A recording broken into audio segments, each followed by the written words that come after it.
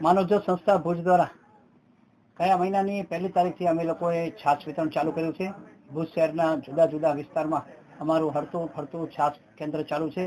દરરોજ 300 લીટર છાશ વિતરણ કરીએ છીએ। લગભગ દરરોજ 1200 થી 1500 લોકો આ કાળઝાળ ગરમીમાં ઠંડી બરફ જીરાવાળી છાશનો લાભ લઈ રહ્યા છે।